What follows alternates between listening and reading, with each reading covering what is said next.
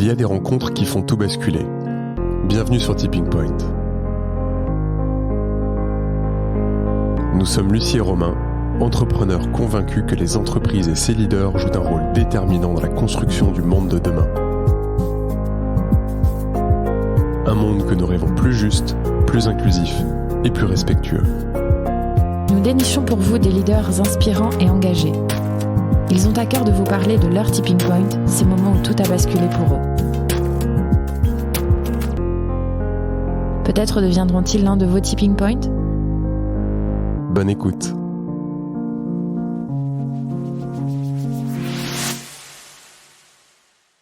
Allez, c'est parti. Aucun projet de société souhaitable n'émerge de l'immobilisme et du repli sur soi. Singa défend l'idée d'un monde en mouvement, du mouvement pour faire se rencontrer les idées, les opinions, les individus. Hello Guillaume. Hello. Salut Guillaume. Merci d'avoir accepté notre invitation. Guillaume, tu es le fondateur de Singa.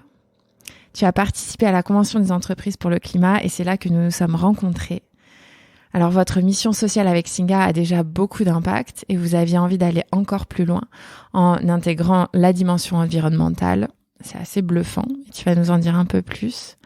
Et en deux mots, parce que tu vas le faire bien mieux que nous, mais Singa, c'est un mouvement citoyen international visant à créer du lien entre les personnes réfugiées et les sociétés d'accueil, si je dis pas de bêtises, en créant, en diffusant des outils pour tous à travers des projets entrepreneuriaux, sociaux, etc. C'est 7 villes, 19 villes, c'est 7 pays, 19 villes à travers le monde, 50 000 membres, 1000 entrepreneurs accompagnés. Bon, j'arrête là. À toi de jouer, Guillaume. Est-ce que tu peux te présenter, s'il te plaît ? Merci déjà pour cette intro. Bonjour à tous les deux. Donc moi c'est Guillaume Capel, j'ai 34 ans. Je suis un jeune papa aussi. Comment je pourrais me présenter ? J'ai grandi, je peux vous démarrer loin, tu vois. Vas-y. J'ai grandi en Bretagne avec 2 frères et donc ça a 2 plus jeunes frères et donc du coup ça a aussi beaucoup marqué mon enfance je suis venu sur Paris pour suivre des études dans le truc le plus large que j'ai trouvé, qui était les relations internationales, parce que j'étais incapable de choisir ce que j'allais faire pendant 40 ans et du coup j'étais dans l'idée au départ de devenir diplomate, travailler dans une grande organisation internationale ou que sais-je. Et quand j'ai été diplômé, en fait, j'avais surtout comme compétence de vendre des armes à l'international. Donc là, j'ai fait merde, il y a eu un couac. En fait, j'étais rentré là-dedans pour découvrir des nouvelles cultures et maintenant, je sais absolument comment les détruire. et donc, du coup, j'ai cherché une fuite et je suis parti en Australie, à l'autre bout du monde. Et j'ai découvert que je pouvais vendre des armes, mais de cohésion massive. Et donc c'est comme ça que j'ai démarré aussi à Singa et à travailler sur la migration, mais aussi sur l'environnement. On reviendra peut-être là-dessus. Et en fait, qu'est-ce qui te pousse, plus jeune, t'es quel type d'enfant ? Parce que pour aller dans cet environnement-là, c'est quoi ? C'est une vocation ? Tu sens qu'il y a quelque chose qui t'appelle à aller là-dedans ? Non, en tant qu'enfant, je pense que le mot qui me définissait le mieux, c'est dessinateur. Parce que j'ai passé ma vie à dessiner, en fait, dans les marges des cahiers. J'ai pas été un excellent élève, mais par contre, j'étais un excellent dessinateur. Et à l'école, j'ai été bon surtout en sport, en philosophie et en arts plastiques. Mais du coup, je sais pas du tout ce qui m'a amené vers ça. J'ai des parents qui m'ont ouvert sur le monde. J'ai une mère qui est maître artisan encadreur. Donc du coup, on a grandi dans un musée. On était dans un appart où il y avait plus de 120 cadres. On les avait comptés avec mes frères. Un appart minuscule. Donc c'est-à-dire qu'il y avait pas vraiment d'espace blanc sur les murs. T'avais plus de cadres qu'autre chose. Et t'avais des cadres qui t'ouvraient sur le monde parce que t'avais des peintures, t'avais des photographies qui nous permettaient de voyager dans l'espace. Et j'ai un père qui, lui, il travaillait à l'international. Il était dans l'agroalimentaire. Et donc du coup, il a beaucoup bossé en Asie, il a beaucoup bossé en Europe. Il nous a aussi pas mal permis de découvrir le monde à travers ça. Donc j'avais une appétence en fait pour découvrir en fait des nouvelles villes, des nouveaux pays, des nouvelles cultures. On peut revenir à l'Australie. Qu'est-ce que tu trouves en Australie? Quelles sont les rencontres peut-être que tu fais qui vont te donner cette impulsion pour créer Singa après? Alors déjà, ce que j'étais parti chercher, c'était que je faisais mon mémoire sur comment les droits environnementaux ont été développés. Et ce qui me fascinait à l'époque, c'est que ceux qui avaient le plus réussi à pousser en fait des droits environnementaux à l'échelle internationale, c'était les populations autochtones. Donc ça veut dire que tu avais des pasteurs kenyans qui s'étaient entendus avec des Inuits, qui s'étaient entendus avec des Torres Strait Islanders australiens pour défendre la nature et défendre les droits en fait de l'humanité. Et ils l'avaient fait mieux que tous les diplomates formés dans les plus grandes écoles aux mêmes endroits et qui eux arrivaient pas à s'entendre sur comment en fait on protège la terre quoi et on protège l'humanité. Et ça me fascinait que des gens dont la culture est sans doute la plus fondamentalement différente parce que attachés à un territoire, que ce soit au Kenya, que ce soit au Canada. Et donc du coup, j'étais parti avec l'idée de travailler en fait chez Amnesty International dans l'équipe qui bossait avec les populations autochtones. Et en fait, ils avaient plus de place pour moi là-bas. Et donc du coup, j'ai atterri totalement par hasard dans l'équipe qui travaille avec les demandeurs d'asile et les réfugiés. Et donc quelque part, le fait que j'ai commencé à travailler sur la migration a été vraiment un hasard total. C'était pas une volonté de ma part, mais là. J'ai fait des rencontres. En fait, je me suis retrouvé, j'étais assistant juridique et je me suis retrouvé à une table à rencontrer toute la journée en fait des gens qui venaient du monde entier, qui cherchaient une protection parce qu'ils fuyaient un conflit, parce qu'ils étaient discriminés du fait de leur orientation sexuelle, de leur opinion politique, de leur religion. Et ils avaient des projets.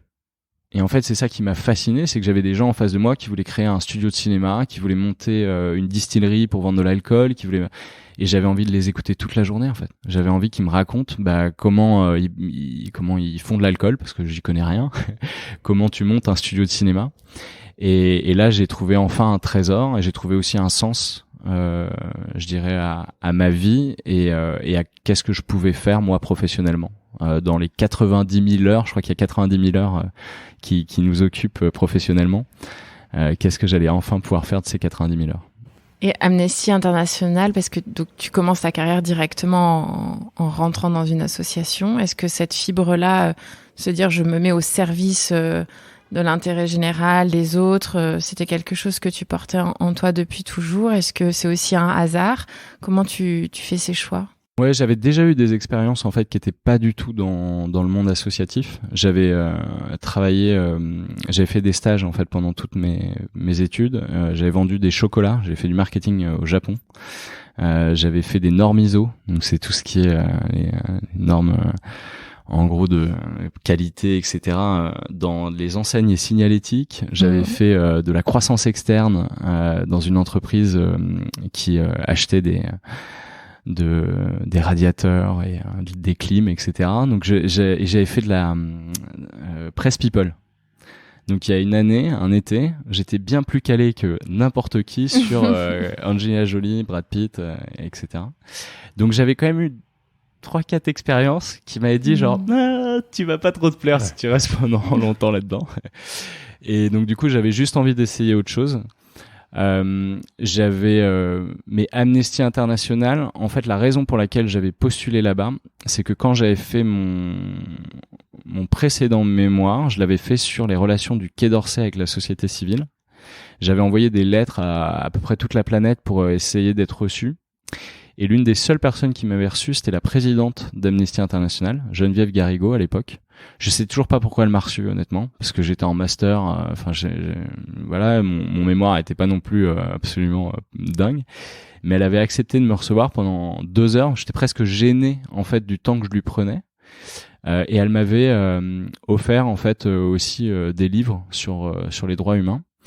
Et ça m'avait marqué en fait que quelqu'un accorde autant de temps aussi à un jeune comme moi.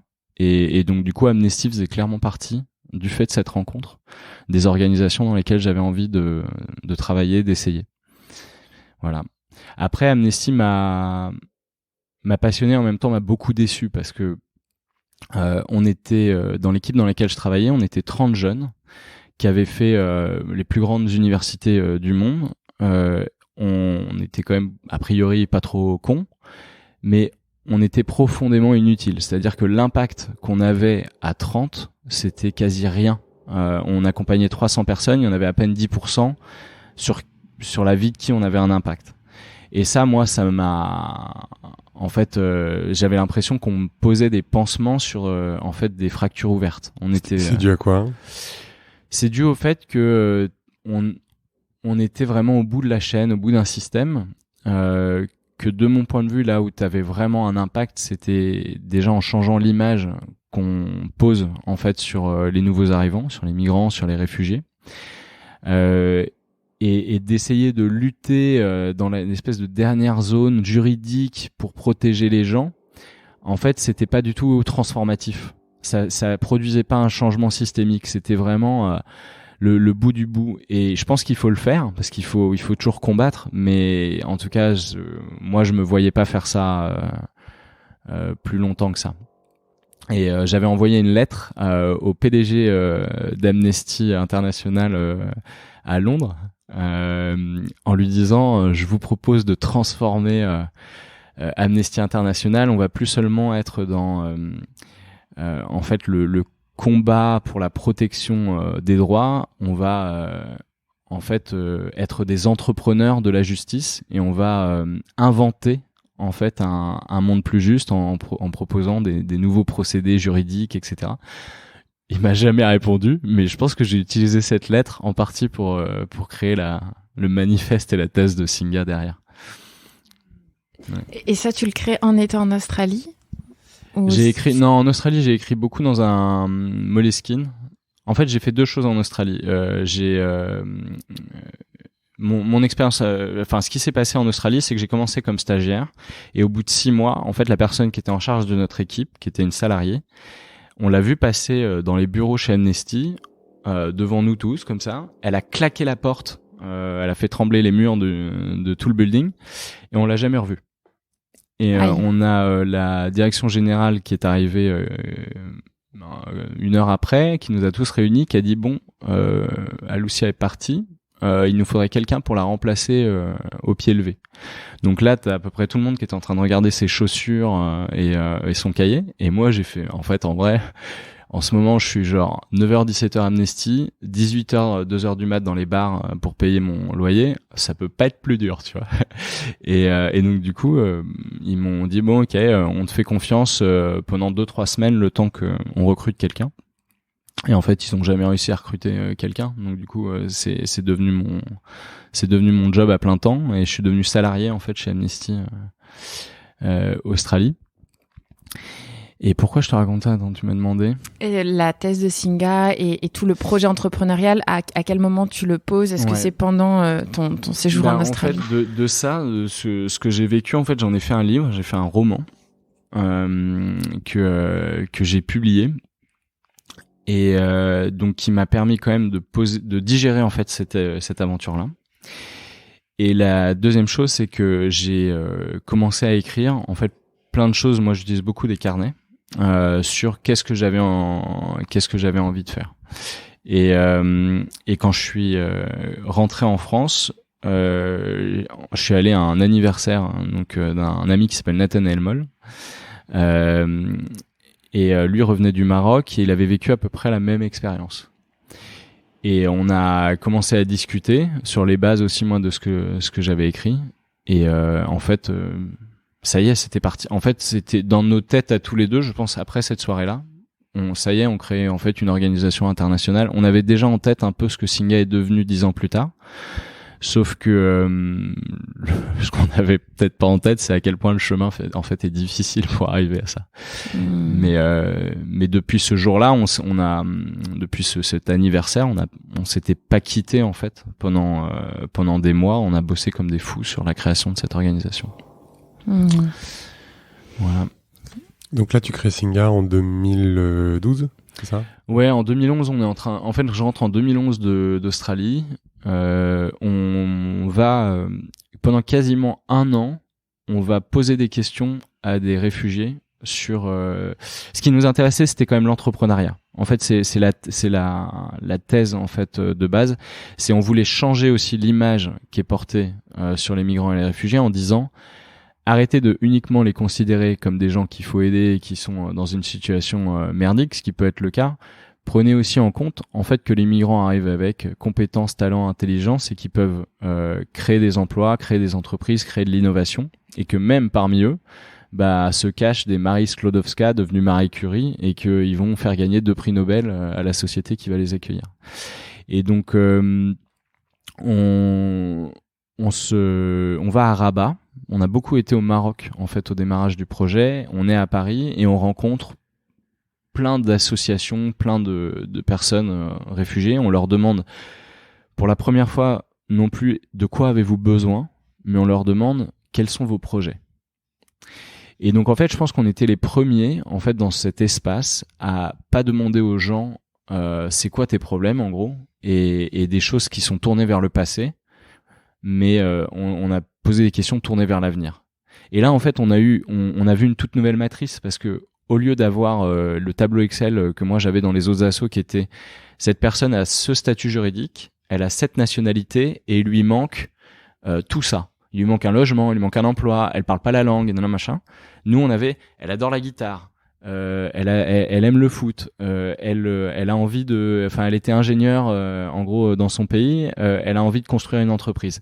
Et à partir de toutes ces nouvelles données, en fait, qui sont ce dataset, en fait, tu peux construire des relations avec la société d'accueil.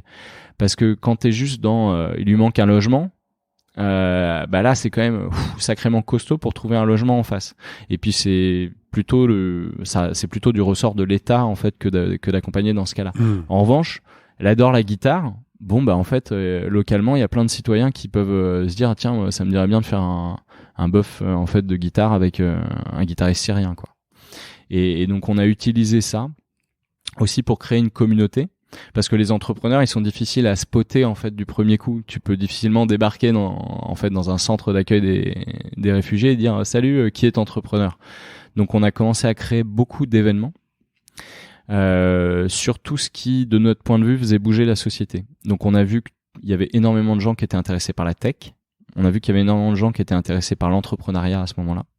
On a vu qu'il y avait énormément de gens qui étaient sur le foot. Bon ça voilà, c'est les grands classiques. Et en fait, on a ramené plein de monde grâce à ça. On a arrêté aussi les méthodos qui étaient ceux des assos qui te faisaient des conférences sur la Convention de Genève de 57 et le protocole de New York de 68 où t'as personne qui se pointe. Et on faisait un match de foot. Et là, on avait 50 réfugiés français qui se marraient ensemble et qui continuaient la relation en fait derrière. Et c'est là qu'on a commencé à spotter les gens avec des projets. Donc en fait, quelque part, tu rééquilibres la relation. C'est ça. Je pense que la grande révolution qu'on a apportée, c'est le pair à pair. Et en fait, je pense qu'à bien des égards, elle est aussi inspirée du fait qu'on était un peu digital native. Et je me souviens qu'on avait quasiment plus d'impact que les grandes ONG du secteur avec notre activité sur Facebook. Aujourd'hui, Facebook, c'est genre mort, quoi. Mais à l'époque, Facebook, c'est genre le réseau social, en fait, qui te permet de mobiliser des communautés. Et on a, on a eu, en utilisant ce côté, pair à pair, mise en relation, eu un impact colossal. Et on a réussi à ramener énormément de monde. En fait, c'est pour ça d'ailleurs qu'on a réussi à rentrer en contact aussi avec les acteurs clés, le Haut Commissariat des Nations Unies pour les réfugiés, toutes les grandes assos, ils voulaient tous nous rencontrer, mais aussi des entreprises, des startups, parce qu'ils comprenaient pas vraiment comment on avait un tel impact alors qu'on n'avait même pas de salariés, on venait de nulle part, on n'existait pas 6 mois plus tôt, et puis là, en fait, tout le monde parlait de nous. Et là, vous avez un modèle économique. Alors, je sais pas si on peut à ce moment-là, on a un modèle d'économie sociale et suicidaire. C'est-à-dire qu'on vise un impact, mais on sait absolument pas comment on va se payer. Et notre modèle économique, c'est on bosse à côté. Donc en fait, on a 2 jobs. Nathanaël bosse dans une université. Moi, je bosse à l'IFRI, l'Institut français des relations internationales, sur un projet de recherche des quartiers populaires européens. Et en fait, on bosse, je sais pas combien d'heures par semaine, mais c'est un truc de dingue. Et ce qui a permis en fait de basculer, c'est qu'on a commencé à gagner des concours. On a gagné un premier concours qui était SFR Jeunes Talents, qui nous a permis d'avoir un coworking à La Ruche, qui est La Ruche, qui est un espace pour les entrepreneurs sociaux. Un des premiers d'ailleurs. Ouais, un des premiers. Et c'est aussi un peu le moment où tout le monde nous a dit vous êtes des entrepreneurs sociaux. Et nous on était là genre ouais, ça veut dire quoi en fait. Et donc ça nous a permis de rentrer dans d'autres réseaux type Ashoka. Et là Ashoka, ça a été un premier financement aussi sur 3 ans. La même année, en fait, on organise un hackathon, le premier hackathon sur ces sujets-là en France. Et du coup, on décroche aussi des fonds des Nations Unies et de la Fondation Free. Et en fait, là, ça y est. En fait, on a atteint les premiers 100 000 euros. C'est au bout de c'est 2015, donc au bout de 3 ans.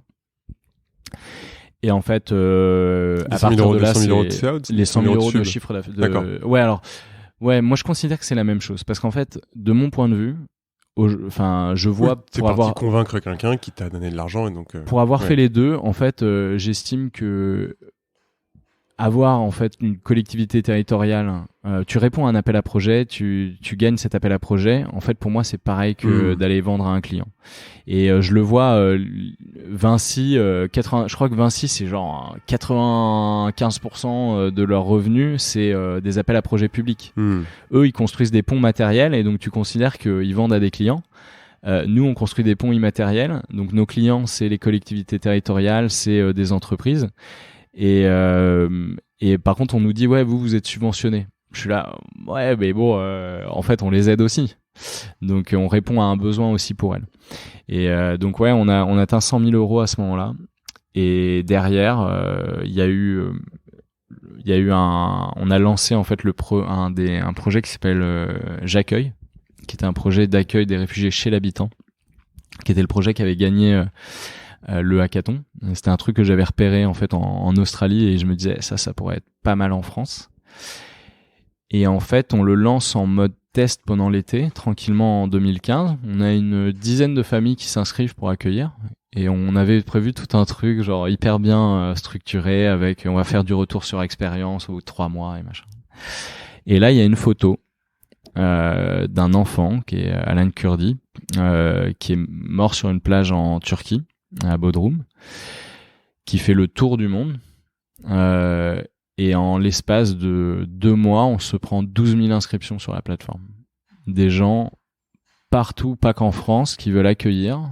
Donc, toute catégorie socio-professionnelle. On voit des gens à Dunkerque, en Corse, à Paris, en Bretagne, à l'île de Bréa. Enfin, ça me faisait rire parce que du coup, je revoyais toutes les petites îles que je connais.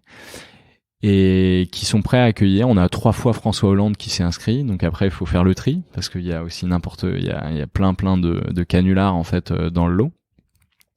Mais on se rend compte qu'il y a une solidarité en fait énorme en France et qu'on va pouvoir faire levier avec ça pour accueillir des milliers de personnes et de familles chez des particuliers.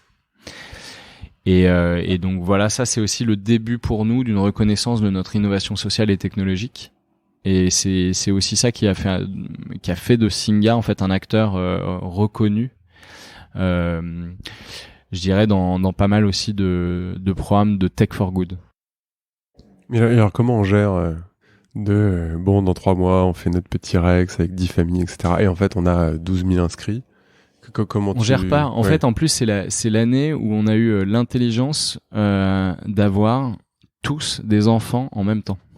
Parfait. Donc, sacré tipping point. Honnêtement, mais je crois que je me rappelle pas de cette année. C'est-à-dire que j'ai des flashs. Je vois, on est passé aussi de 1 à 8 salariés en l'espace de 9 mois. J'ai des flashs des salariés qui viennent nous voir pour nous dire que on n'a pas payé les tickets restaurants et que en fait on est en retard. Ils avaient raison de venir nous voir. Mais en fait, dans ma tête, ça fait Mais en fait, il y a un an, on n'avait pas de chaise. Et donc c'est là on en est à avoir des tickets resto, c'est bien, tu vois. Et je sais que cette année-là, on avait tout à gérer en même temps parce qu'il fallait qu'on développe une équipe, fallait qu'on développe sur le territoire parce qu'on passait aussi de Paris où on était présent à Montpellier, Lille et Lyon. Il fallait qu'on développe toute la structuration comptable, RH, etc. Fallait qu'on développe les partenariats, fallait qu'on continue le fundraising parce qu'à partir du moment que tu commences à avoir une équipe de 8, il faut pouvoir renouveler en fait le même budget l'année suivante. Et en même temps, il faut être un papa. Il faut être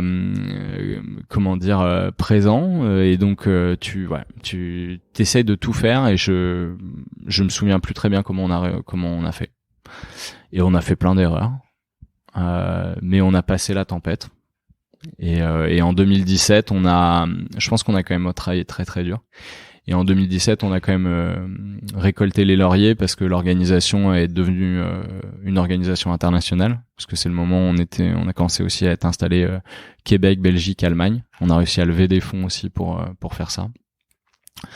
Moi, c'est le moment aussi où je suis parti sur l'international. En fait, je m'occupais plus du national. C'était Nathanaël et Alice Barbe aussi, qui est une personne très importante dans l'organisation, qui nous a rejoint et qui est devenue la directrice générale aussi de Singa en France.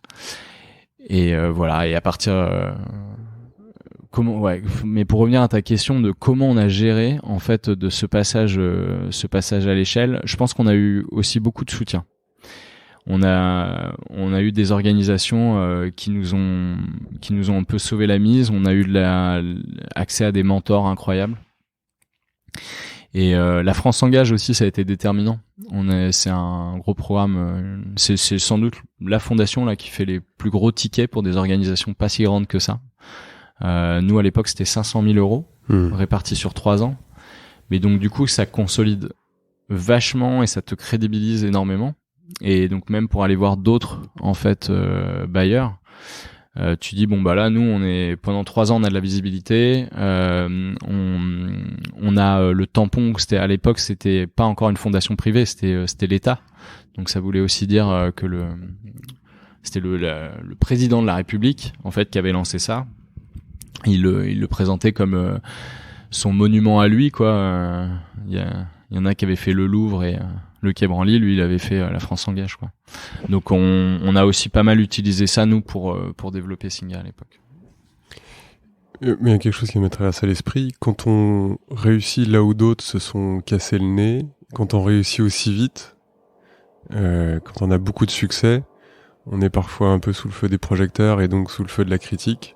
Est-ce que vous avez souffert de ça, de jalousie, de critique? Est-ce qu'on est venu vous embêter? Ouais, complètement. On a reçu intimidation, menaces de mort, des trucs. J'ai un truc sur YouTube où il y avait un gars qui décrivait. J'avais fait un TED aussi, TEDx Paris. Ok, génial. Moi, je vous invite à le regarder. Au Théâtre du Châtelet. Et du coup, il y avait des commentaires là-dessous, mais de gens qui expliquaient comment en fait ils allaient m'ouvrir le ventre, sortir mes boyaux. Et donc là, t'es en plus le jour où ça sort, je sais pas pourquoi en fait il y a eu on avait offert un saut en parachute à Nathanaël pour son enterrement de vie de garçon, et le jour où sortent la plupart de ces intimidations et menaces de mort, c'est le jour où on saute en parachute. Et nous on met nos parachutes et en fait on est dans cet avion et franchement je te jure on se pose des questions si le gars derrière nous c'est pas un mec de YouTube. Oui, non, tu commences à être totalement parano, quoi. Et c'était vraiment le pire jour pour faire ce truc-là. Mais ouais, non, on a mais dû, pourquoi ça a déchaîné autant de haine? Ça déchaîne autant de haine parce que le sujet migration déchaîne énormément de haine. La migration, en fait, elle est utilisée dans le débat public depuis 3 décennies à l'approche des élections. Comme un argument électoral. C'est le sujet, je crois, qui a été le plus légiféré en France. Il y a une centaine de lois depuis après la guerre sur la migration. Ça veut dire qu'on a quasiment 1 voire 2 lois par an en fait sur ce sujet-là. C'est-à-dire qu'on légifère moins sur l'éducation, la santé que sur ça. C'est complètement dingue en fait. Donc du coup ça déchaîne énormément les passions. Et t'as deux types de reproches qu'on nous a fait. T'as des reproches qui sont à l'extrême droite en termes d'opinion politique, qui sont vous faites rentrer en fait, c'est comme si c'est nous qui faisions rentrer les gens en fait, qu'on organisait la migration, et donc vous faites rentrer des gens sur le territoire qui sont dangereux, donc il faut fermer la porte, on a peur d'eux, etc. Ou on n'a pas peur d'eux, mais en fait ils sont dangereux, donc empêchons-les de rentrer. Et t'as un discours à l'opposé, en fait, qui est de dire quand vous apportez des solutions en fait aux nouveaux arrivants, vous faites le travail que l'État devrait faire. Donc du coup, vous le dédouanez et il continue à se libéraliser. Et donc du coup, vous devriez arrêter de faire ce que vous faites, parce que en faisant ce que vous faites, on aide moins bien les personnes qui sont vulnérables et qui en ont besoin. Et donc toi, t'es au milieu de tout ça. Et au départ, en fait, nous, on est quand même très à l'écoute, très en empathie. Donc, en fait, on essaie de voir est-ce qu'il n'y a pas une part de vrai, en fait, dans aussi les reproches qu'on peut te faire, etc. Et en fait, tu te rends compte que ces retours-là, en fait, sont extrêmement construits avec des organisations derrière qui ont un agenda, qui ont des intérêts très particuliers. Et donc, en fait, il faut pas les prendre en compte, il faut lutter, parce qu'en fait, ils sont là pour t'intimider, t'écraser. Nous, on a fait des conférences où t'as des gens qui débarquent en tenue noire, pantalon noir, chemise noire, etc., qui s'installent au bout de la salle, et au moment où il y a les questions, en fait, ils demandent le micro et ils monopolisent la parole pendant 5-10 minutes. Pour tenir un discours en fait xénophobe et raciste. Et donc du coup on a appris aussi, je pense, au fil des années, à les repérer, à désamorcer, à tenir un discours qui peuvent aussi moins attaquer, parce qu'en fait ils ont eu plein d'arguments sur l'économie, les gens viennent piquer le boulot. Les gens foutent rien, donc ils touchent les allocs. Le truc est d'ailleurs assez contradictoire, parce que si tu touches les allocs en foutant rien, tu peux pas piquer le boulot. Enfin, il y a un truc qui va pas très bien. Et donc du coup, on a appris aussi à avoir tous les arguments en fait sociaux, culturels, économiques, pour parfois en fait répondre à ces attaques, mais surtout proposer en fait un autre récit, qui fait que c'est plus à nous de nous positionner par rapport à leurs attaques, c'est à eux de répondre au récit que nous on propose. Et qui est un récit de société dans lequel l'économie elle est inclusive, et puis on va en parler sans doute maintenant, régénérative. Tu disais ça a été un chemin assez difficile. Là on est arrivé en 2017. C'est quoi un peu les autres étapes, les hauts et les bas de cette belle aventure entrepreneuriale? Les bas, c'est qu'on n'a pas d'argent. C'est-à-dire que on n'a vraiment pas de moyens. Je pense qu'on a quand même vraiment galéré en fait, aussi financièrement, individuellement.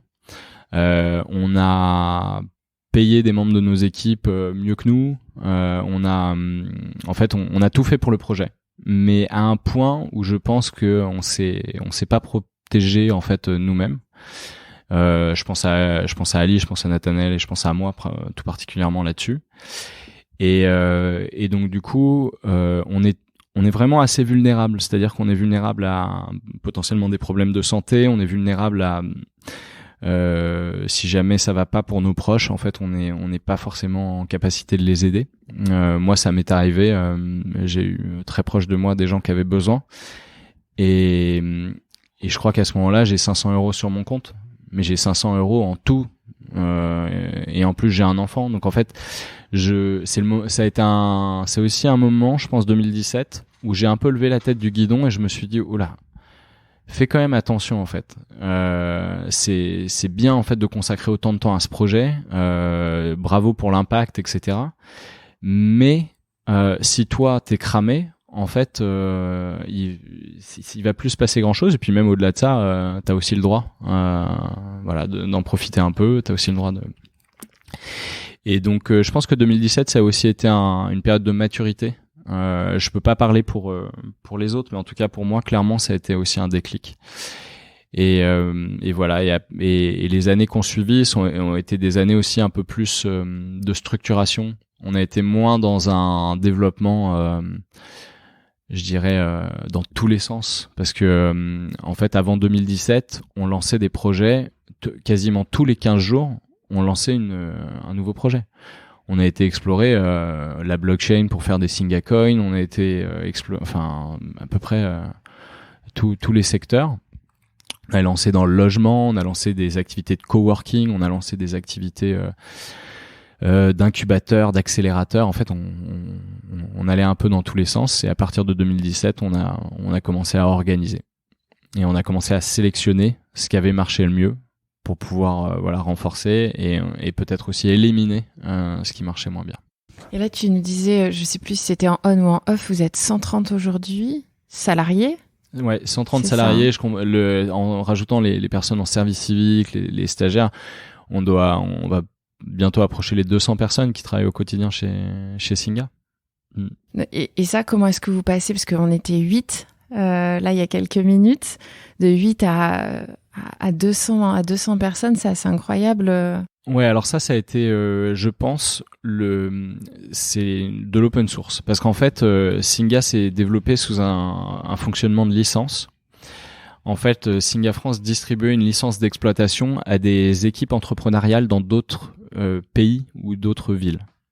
Et donc du coup, Singa en Allemagne, Singa en Suisse, Singa en Italie, en Angleterre, etc., se sont développés avec des équipes qui sont devenues des équipes de salariés, mais qui étaient indépendantes. Elles devaient gérer leur propre levée de fonds, leur propre budget, leurs propres activités. Elles avaient un support au niveau international qui était déjà une transmission de toute la méthodologie. Et je pense qu'on a été plutôt bon sur, même s'il y a toujours des améliorations à faire, mais on a été pas mal sur la modélisation en fait de nos programmes pour qu'ils puissent être répliqués. Donc on a fait ce que moi si mes équipes m'entendaient, elles seraient là genre mais tais-toi avec tes mots, mais c'est ce que j'appelle la stigmergie. En fait, c'est ce que font les fourmis qui laissent une trace olfactive pour les autres fourmis pour qu'elles évitent de faire en fait les mêmes erreurs. Et moi j'aime beaucoup ce mot parce que je trouve que il permet de comprendre ce que nous on a essayé de faire. À chaque fois qu'on a réussi quelque chose, on a essayé de le modéliser pour que les autres puissent voir par quel chemin passer et réussir la même chose. Et quand je dis les autres, il y a à la fois les structures Singa en fait qu'on a développées, donc dans les 19 villes comme tu disais tout à l'heure, mais aussi on a partagé ce savoir-faire à d'autres organisations qui s'appelaient pas Singa.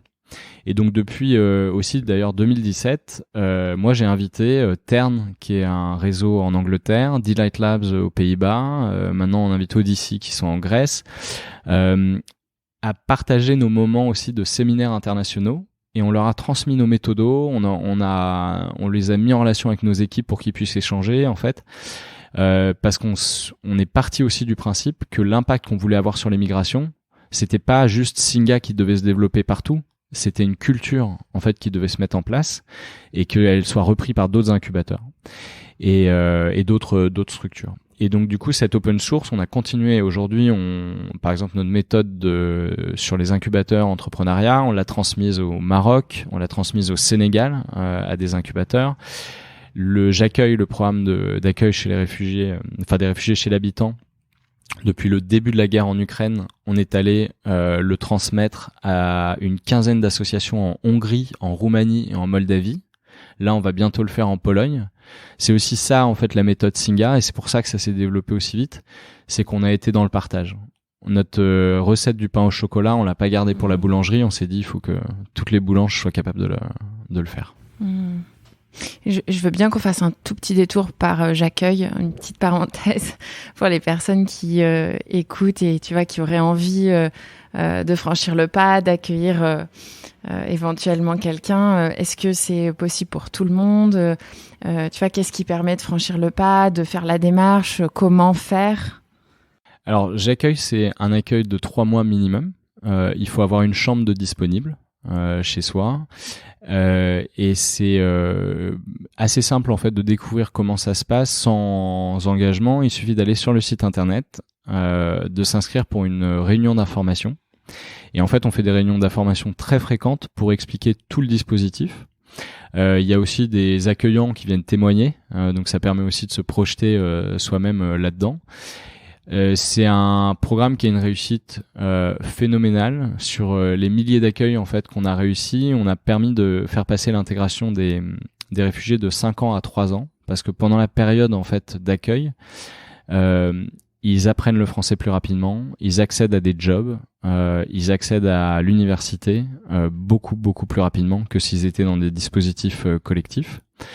Et l'impact aussi sur les familles d'accueil, il est assez phénoménal parce que c'est un apprentissage aussi d'une nouvelle culture, c'est des nouvelles compétences aussi que tu acquiers, qui à mon avis sont des compétences qui vont être utiles dans le monde qui vient, des compétences d'hospitalité, des compétences d'interculturel. Quand on voit qu'il y a les inondations à Liège, les incendies en Californie, ce qu'on est en train de voir aussi 15 000 personnes déplacées là en Gironde, les déplacements de familles qui vont devoir s'installer en fait pendant 15 jours, 3 semaines, 3 mois en fait chez d'autres personnes, ça va devenir un peu la norme. Et donc du coup, si nous, en tant qu'individus, on a la compétence d'accueillir, la compétence d'échanger avec des gens qui nous étaient inconnus jusque-là, et je pense qu'on est formé pour l'avenir. Donc moi, j'accueille aussi un peu comme c'est un cours, en fait, c'est un cours pour acquérir cette compétence. Et voilà. Et donc, notre garantie à nous sur J'accueille, c'est que les familles accueillies soient accueillies pendant 1 an. Donc, par exemple, si elles sont accueillies que 3 mois dans une première famille, on va les replacer. 2 fois, 3 fois, jusqu'à ce que ce soit nécessaire. Donc, allez sur le site j'accueille.fr si jamais vous avez envie et vous êtes curieux. Moi, j'avais une question, qui est un peu en lien avec la Convention des entreprises pour le climat. C'est quoi le défi là qui nous attend? Le défi qui est devant nous? En termes de le défi global, tu veux dire? Ouais, quand on parle de réchauffement climatique et qu'on lit certains rapports, on nous explique qu'il y aura 3,3 milliards de personnes déplacées. Et on n'est pas en millions, là on est en milliards. Tu parles de cette compétence là d'hospitalité, d'accueil, mais on le voit... je crois que Singa est aussi un incubateur d'idées, de créativité, qui vous permet de trouver des solutions parce qu'on est dans l'urgence et qu'on voit cette urgence et qu'on vit cette urgence. Mais certains de mes amis me diront Romain, tu déconnes en disant ça, mais je crois pas qu'on ait pris conscience de l'urgence et de la crise qui nous attend. Comment est-ce qu'on fait pour être créatif quand on n'a pas ce sentiment d'urgence? Je pense que la question que tu poses, c'est exactement la raison pour laquelle moi je me suis lancé dans cette aventure. En fait... mais je pense que j'étais, moi, très conscient, en fait, de la crise, en fait, phénoménale qu'on va se prendre. En fait, c'est même pas une crise, parce que c'est continu. Donc, en fait, une crise, normalement, c'est un point d'orgue, mais là, c'est carrément la nouvelle situation, la nouvelle vie, en fait, qui va être la nôtre. Et, pour résoudre, en fait, les problèmes auxquels on va être confronté, qui sont des problèmes qu'on peut difficilement anticiper, parce que par essence, en fait, on peut pas se baser sur le passé. En fait, on peut pas regarder il y a 10-15 ans, ça se passait comme ça, parce qu'en fait, tout ce qu'on va vivre, c'est nouveau. Et d'ailleurs, on l'a vu là récemment avec la guerre en Ukraine, avec le Venezuela, en fait, personne n'a... Après, on retrouve toujours une interview d'un gars qui avait dit ça sur un plateau, mais la réalité, c'est que personne n'a anticipé, en fait, ce phénomène. Et je pense justement que c'est difficile de te faire un récit de l'avenir, il va sans doute se passer ceci et cela, parce que je pense que fondamentalement on n'en sait rien, et donc il va falloir s'adapter. Et on définit souvent l'intelligence par cette capacité à s'adapter, en fait, à des nouveaux phénomènes. Et moi, il y a 10 ans, en fait, je me suis dit, qui sont les gens les plus intelligents en fait sur la planète et comment je peux rentrer en contact avec eux pour justement être armé au moment où les choses vont se bousculer. Et les gens les plus intelligents, en fait, de mon point de vue, c'est ceux qui ont dû le plus s'adapter. Et qui, plus que les réfugiés, en fait, se sont adaptés aujourd'hui. Ils se sont déjà adaptés à des situations de conflit, de déracinement, de nouvelles cultures. Ils ont dû apprendre des langues, ils ont dû apprendre des nouveaux métiers, ils ont dû créer des entreprises, ils ont dû revoir complètement leur vie, leur carrière.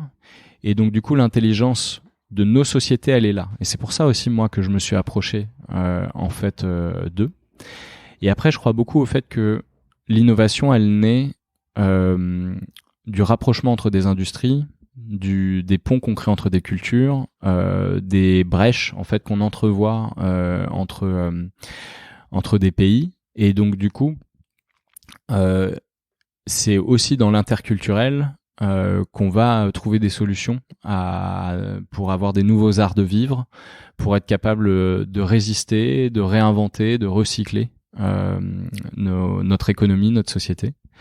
Donc voilà, moi c'est pour ça que je suis allé là. Après, à quoi il faut se préparer? Je pense que dans les décennies qui viennent, il faut être prêt à abandonner beaucoup de nos rêves. En fait, on a quand même grandi avec des rêves un peu notre grosse maison, avec, je sais pas, une grande maison avec la piscine ou je sais pas quoi. En fait, il y a beaucoup de ces rêves-là, il va falloir en trouver des nouveaux. Il va falloir faire le deuil. Et moi, je dis souvent aux gens, il faut que vous arriviez à dire au revoir, je t'aime à beaucoup de choses que vous mangez, beaucoup de choses que vous utilisez, des transports en commun que vous prenez. C'est pas, vous allez pas les abandonner parce que vous les aimez plus et parce que voilà, mais c'est parce qu'ils font plus sens dans le monde dans lequel on vit. Et donc, faut aussi qu'on apprenne à faire un peu notre deuil d'un certain nombre de choses. Ouais, j'ai le sentiment aussi que plus on avance dans le temps, plus la douceur des mesures que l'on va prendre s'éloigne. Ouais, mais alors c'est Michael Landrieux alors je sais pas si ça vient de lui, c'est un sociologue de l'imaginaire qui dit tout ce qui est inévitable doit se vivre, doit être festif ou doit se vivre dans la joie. Et donc je pense que c'est pas parce que c'est inévitable qu'il faut pas qu'on y trouve aussi une certaine forme de joie, peut-être aussi d'apaisement. Aujourd'hui, il y a plein de gens, ils pensent qu'ils sont bien, mais en fait, ils sont stressés en permanence, ils ont des vies, pourries. Tout à l'heure, on parlait juste avant les vacances, généralement, c'est le moment où on relâche et on a mal au dos, etc. C'est parce qu'en fait, on a des vies qui sont pas non plus cool, en fait. Il y a sans doute des vies bien meilleures, en fait, à aller chercher.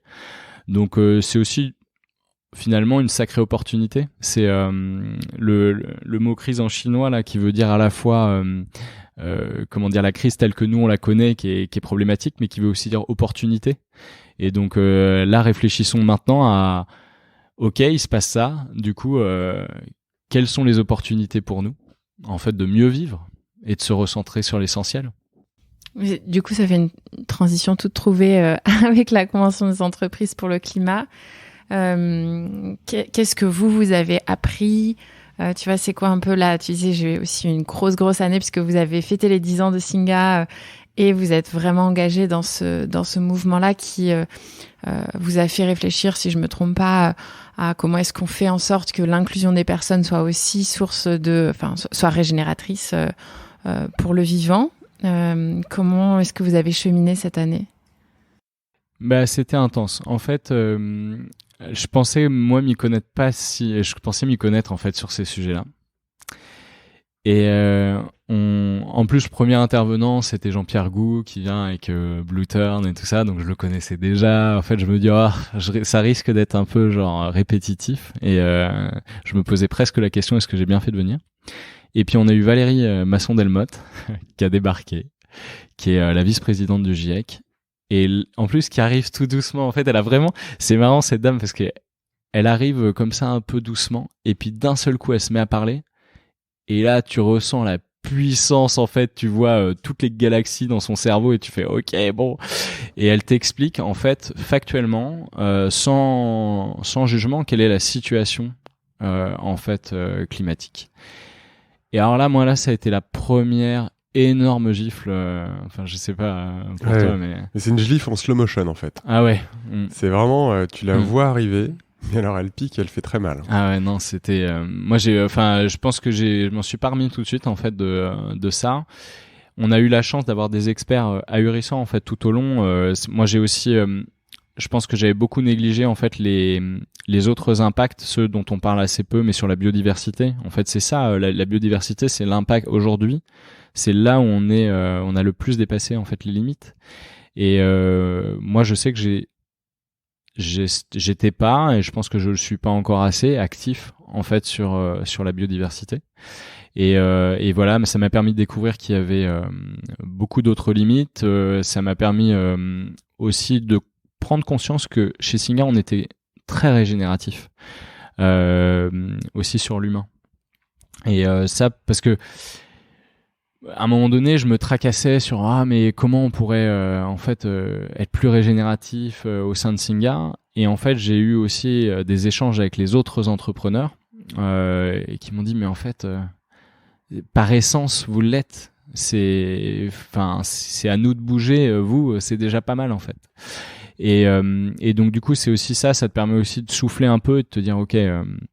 En fait, on est déjà en train de faire pas mal de choses et ça va déjà dans le bon sens.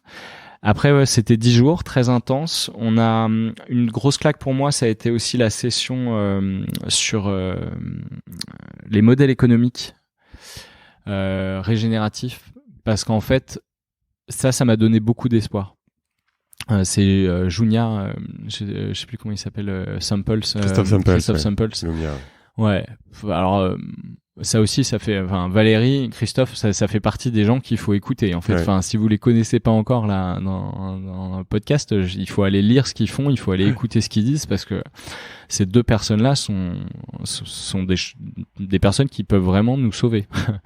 et surtout, si vous avez une entreprise et que vous posez des questions sur vos modèles économiques, en fait, Christophe, il est en train de faire bouger des mastodontes économiques dont, si nous on était PDG de ces organisations-là, on se dirait la seule possibilité c'est de fuir. Et en fait non, il dit il y a quand même moyen en fait de transformer ça en profondeur et de rendre ça régénératif. Donc voilà, ça a été des moments clés. Et puis ça m'a donné aussi pas mal d'espoir sur le fait qu'il y a quand même des grandes entreprises. En fait, tout le monde essaie de bouger, on est en mouvement. Et je pense que ça c'est le plus important. Le statu quo, c'est ce qui va nous tuer. Et là en fait, il y a quand même beaucoup d'acteurs de l'économie qui sont en mouvement. Il y a des gens en fait qui ont fait un cheminement aussi intérieur, cheminement intellectuel, et ça ils pourront pas revenir dessus en fait. C'est trop tard, c'est avancé.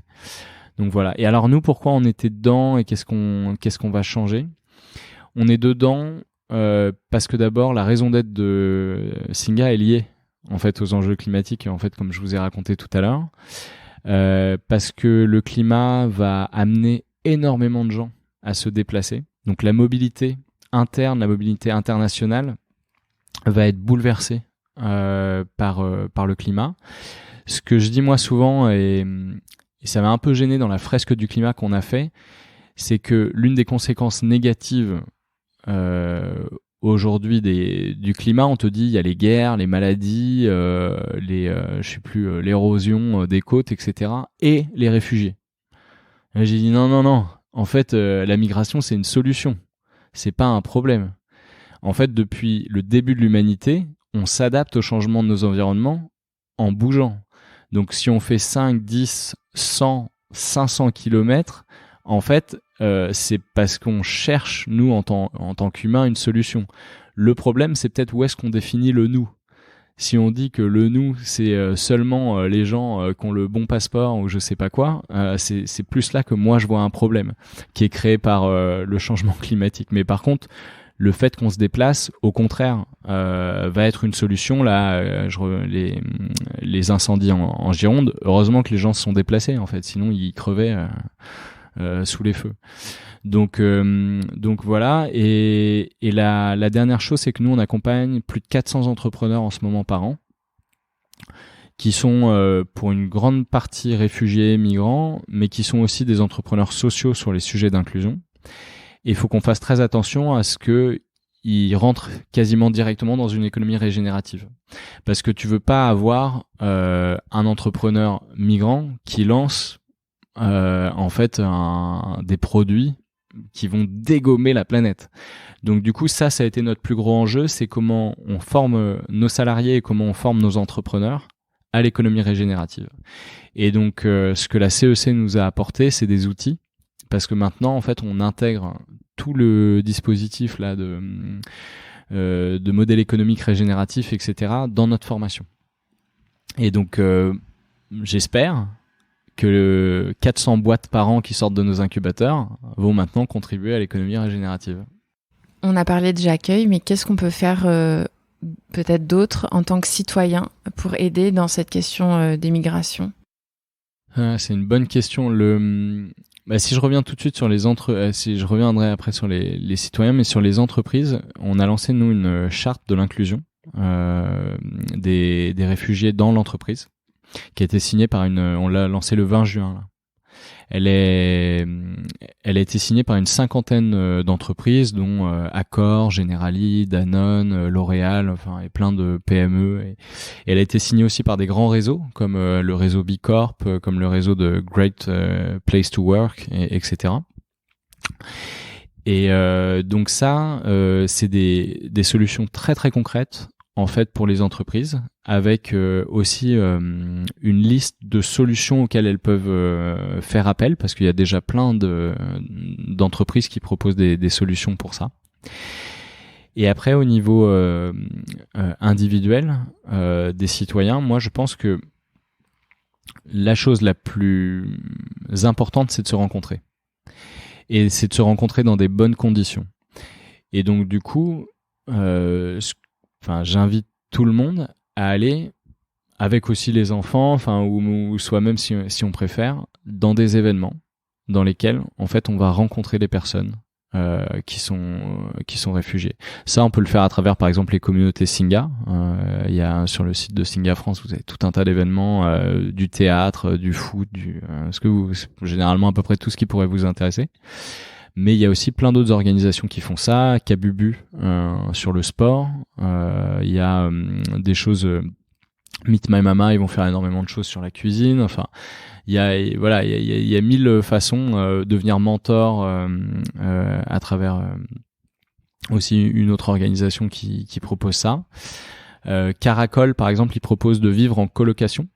C'est des colocations d'une 30aine de personnes. Il y a 15 Français, 15 personnes réfugiées.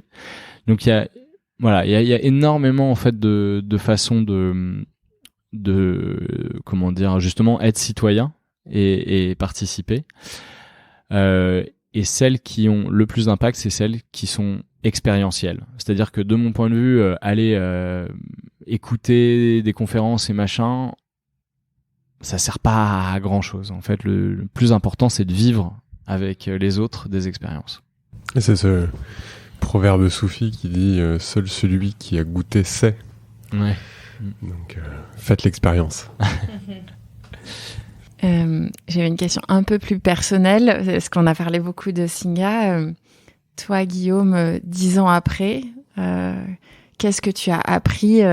Comment est-ce que ça t'a fait progresser? Comment tu t'es développé en tant qu'homme, leader d'une organisation, manager, avec toutes tes casquettes papa, tu vois, toutes ces rencontres et cet engagement extrêmement profond?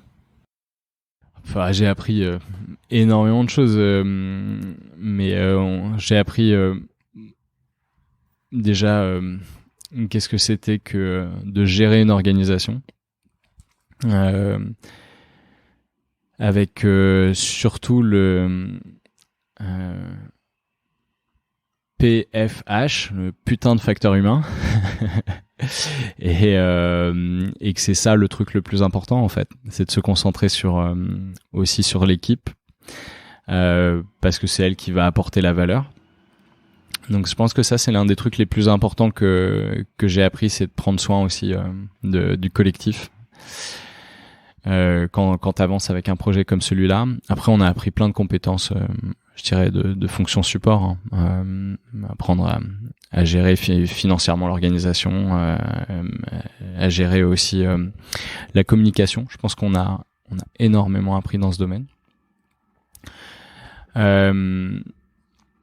Après, personnellement, je pense que pendant 7 ans, j'ai énormément appris de choses aussi grâce aux entrepreneurs. Parce qu'en fait c'est toujours eux aussi qui sont mon moteur, c'est que rentre chez Singa toujours des gens en fait qui ont des projets différents, et en fait ça continue, et comme ce sont des entrepreneurs, ils arrivent aussi avec des innovations et ils continuent de s'adapter en permanence. Donc en fait je crois qu'il n'y a pas un seul jour chez Singa où j'ai pas appris des trucs sur des domaines parfois que je connaissais pas du tout, l'intelligence artificielle, les médias, la fintech, et donc ça c'est passionnant. Je pense que j'ai appris, il y a 1000 entrepreneurs, mais je pense que moi j'ai vraiment travaillé à peu près avec une centaine. J'ai appris du coup des choses sur une centaine de secteurs différents, de la santé à l'éducation, et des choses assez fines à leur contact. Et donc, je peux que les remercier de ça. Ça, c'est une des premières choses. Et la deuxième, c'est nous, notre approche, en fait, et je pense la mienne beaucoup, c'est que je m'en fiche de connaître quelque chose avant de me lancer dedans. Donc, on s'est lancé dans les incubateurs alors qu'on n'y connaissait rien. On s'est lancé dans le logement alors qu'on n'y connaissait rien. Mais en fait, on faisait confiance en notre capacité à apprendre et à améliorer au fur et à mesure. Donc, on a été beaucoup dans l'itération. Et donc, je pense que j'ai énormément aussi appris des process d'innovation et d'amélioration continue des projets. Et je pense que je suis devenu très, très fort aussi là-dedans. Voilà. Et après, dernière chose, c'est que j'ai appris à faire je pense pas que j'ai une séparation du pro et du perso, mais j'ai appris à connaître quand j'étais pas bien, en fait, physiquement, et qu'il fallait que je mette de la distance, parce que j'ai en fait très rapidement eu des problèmes de santé à cause du temps que je consacrais en fait à cette organisation, aussi je m'arrachais les cheveux quand il y avait une faute d'orthographe sur Facebook. Enfin, je prenais tout à cœur en fait. Quand les gens utilisaient pas le bon mot, je devenais fou. Enfin, c'était il y a un moment donné, je mettais beaucoup trop de pression en fait, tout seul, hein, personne d'autre qui me mettait cette pression. Mais du coup, j'ai appris à lâcher prise, et surtout, j'ai appris à connaître certains signes de fatigue où je me dis, OK, là, en fait, mais même dans une journée, c'est-à-dire si j'arrive à 13h, je sens que je suis là, je suis capable de me barrer pour aller faire un coup de sport pendant l'après-midi, parce que je sais que si je fais pas ça, en fait, la semaine prochaine, je suis cassé, en fait. Et je vais servir à rien pendant une semaine. Donc ça, c'est un truc, je pense, que j'aurais bien aimé qu'on me dise il y a 10 ans, en fait, quand j'ai démarré. Prends soin de toi aussi physiquement, en fait. On en a parlé un tout petit peu tout à l'heure, là, le terme d'entrepreneur social. Mais c'est quoi, en fait, un entrepreneur social ? Je sais toujours pas. Alors, en fait, tu as une définition précise. En gros, l'entrepreneur social, c'est celui qui met la mission sociale avant la rentabilité, en fait, dans son ordre de priorité, mais qui a quand même une réflexion sur la rentabilité, et qui veut une entreprise qui tourne, etc. Moi, j'ai pas l'impression. En fait, peut-être que je suis entrepreneur social, mais j'ai pas l'impression d'avoir. D'abord, de pas vouloir de rentabilité. Honnêtement, j'aimerais bien devenir super riche en faisant ce que je fais. Et j'estime même que les gens qui font des métiers comme ça devraient être blindés, et bien plus que, en fait, dans certains métiers qui sont pas régénératifs. En fait, donc, je pense qu'il y a un sujet aussi sur où est-ce qu'on met de la valeur aujourd'hui dans nos sociétés. Parce que il y a des gens, ils sont riches et tu dis mais franchement franchement, il devrait pas là. Il devrait pas, vu son empreinte sociale et carbone. On devrait pas faire en sorte que ce soit ce gars-là, en fait, qui a plus de pouvoir que certains entrepreneurs sociaux peut-être. Donc moi je sais pas si je mettrais, je dirais que je mets uniquement la priorité sur la mission sociale. C'est juste que je me suis retrouvé à faire ça parce que ça me paraissait mais tellement injuste et surtout tellement incroyable que personne ne prenne en fait ces sujets-là en considération. En fait, je me voyais pas moi bosser dans une autre entreprise. En fait, je crois que c'est ça. C'est qu'il y a certains trucs, en fait, j'arrivais pas à les faire au quotidien. C'est peut-être aussi une faiblesse, c'est que il y a certains sujets sur lesquels ça m'ennuie direct. En fait, on m'en parle. D'ailleurs, les précédents stages que j'avais faits, je regardais ma montre toutes les 4 minutes. Alors que depuis 10 ans, je regarde pas ma montre. Donc voilà, je pense que j'ai aussi fait ça parce que c'était le seul truc que j'étais capable d'accepter au quotidien. Donc c'est peut-être ça aussi d'être entrepreneur social en fait, c'est peut-être aussi se connaître en fait par rapport à ce qu'on est, c'est faire aussi ce qu'on aime.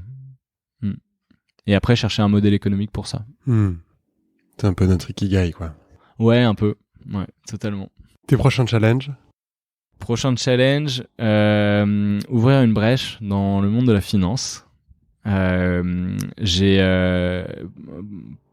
Pour réaliser aussi un peu l'impact que je souhaite sur l'inclusion dans nos sociétés, j'ai besoin de beaucoup plus de moyens financiers. J'ai besoin de prouver que si on met en fait de l'investissement sur ces sujets-là, on a des résultats positifs socialement, culturellement et même financièrement. Et donc du coup mon objectif c'est de créer un premier fonds européen d'investissement sur les sujets d'inclusion des nouveaux arrivants. Donc je vais investir sur des entrepreneurs réfugiés, migrants qui ont des projets incroyables, et je vais aussi investir sur des entrepreneurs allemands, français, italiens qui ont des projets d'inclusion, accès à l'éducation, la santé, le logement, l'emploi des populations réfugiées. À suivre. À suivre. Ouais, de près. Guillaume, avec une baguette magique, tu fais quoi? Je sens que je vais... Honnêtement, si j'ai vraiment une baguette magique, je pense que je fais sauter les nationalités. Pas forcément les États, parce que je pense qu'en fait, on a besoin de structures en fait pour prendre des décisions ensemble. Mais je pense que je fais sauter le système de nationalité dont aujourd'hui je ne vois pas du tout en fait de résultats positifs. J'ai grandi moi avec Internet et le dérèglement climatique, donc j'ai l'impression d'être connecté avec des gens dans le monde entier, connecté avec des communautés. Je pense qu'on n'est pas végétarien français, en fait on est végétarien de partout. Je pense qu'on est en fait on écoute tel type de musique pas seulement sur un territoire. Je pense qu'il y a des Québécois qui connaissent mieux Biarritz que moi, et donc du coup j'ai pas l'impression d'être par rapport à eux plus français en fait, parce que en vrai ils ont vécu là-bas pendant 15 ans, donc j'ai du mal beaucoup à comprendre en fait cette espèce de truc là national qui j'ai l'impression en fait fait beaucoup de mal à plein de gens. Donc du coup je réorganiserai aussi beaucoup les choses à une échelle locale, parce que je la trouve beaucoup plus humaine. J'aime beaucoup les villes et je trouve qu'on devrait créer beaucoup plus de connexions entre les villes. Je ferai des ministères des affaires étrangères qui en fait construisent des créatifs communs. Donc à chaque fois que on a appris un truc sur un territoire, on le fout en créatif commun pour qu'il puisse être repris sur d'autres territoires. Voilà, donc comme il y a plus les nationalités, c'est beaucoup plus facile de se déplacer. Je pense que j'irai aussi un truc, je ferai une monnaie en fait qui rémunère les gens qui font des efforts comme apprendre une nouvelle langue à 55 ans. Je ferai une monnaie qui rémunère les gens qui accueillent chez eux des personnes réfugiées, et je ferai en sorte qu'elle soit générée à partir des interactions sociales et des rencontres. Et voilà, c'est déjà pas mal. Bon, mais moi j'ai bien envie de contribuer à ça. Je trouve ça chouette. En tout cas, c'est un monde dans lequel on a envie de faire grandir nos gamins. Ouais, c'est important. Un dernier mot, Guillaume? Gratitude. Merci à tous les deux aussi de me recevoir aujourd'hui et du coup je l'étends en fait ce merci à tous les gens en fait ces 10 dernières années, mes parents, mes frères, mes potes, mais aussi dans le boulot qui m'ont permis aussi de réaliser Singa et sans eux ça aurait jamais été possible. Tu peux juste, pardon, avant qu'on conclue, mais nous redire la phrase avec laquelle tu finis ton TEDx que je trouve assez extraordinaire. Oui, c'est c'est la phrase de Rocard là qui est retransformée. On peut pas accueillir. Attends, la phrase de Rocard c'est on peut pas accueillir toute la misère du monde. Ouais. Et moi je crois que c'est. Attends.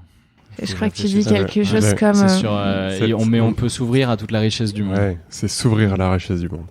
Exactement, je la trouve assez extraordinaire cette phrase. Ouais, bah écoute, ouvrons-nous à la richesse du monde. Ouais, merci beaucoup Guillaume. Merci, si vous êtes arrivé jusque-là, merci aussi. Écoutez le TEDx, et je sais que vous êtes arrivé jusque-là maintenant, allez sur TEDx et on mettra le lien du TEDx quand on diffusera ton épisode Guillaume. Un grand merci aussi à toi parce que t'es porteur quand même de beaucoup d'espoir, je trouve, dans ce monde qui est de temps en temps pas très agréable à vivre, moi je trouve. Mais porteur de beaucoup d'espoir.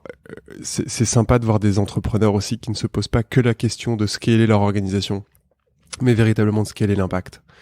On peut penser que c'est de l'utopie. Moi, je crois que c'est l'énergie du rêve qui te transporte et qui nous transporte aussi avec Tipping Point. Donc, merci beaucoup de contribuer à cette économie régénératrice et régénérative.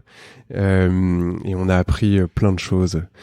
S'inspirer des gens intelligents qui sont ceux qui s'adaptent. Donc, sortons un peu de ces caricatures des gens très intelligents et allons voir des gens qui ne nous ressemblent pas et qui ont fait ce que nous, on est pas forcément aujourd'hui en capacité de faire, mais qu'on sera amené à faire. Allons s'inspirer d'eux, les regarder. Voilà. Merci beaucoup, Guillaume, pour cette heure passée ensemble. Merci. C'est fini pour aujourd'hui. Nous espérons que cet épisode vous a inspiré. Retrouvez toutes les infos et les épisodes sur notre site tippingpoint.fr, tipping-point.fr. Si vous avez aimé, n'hésitez pas à partager l'épisode le plus largement autour de vous et à mettre 5 belles étoiles pour nous aider à nous faire connaître. À bientôt!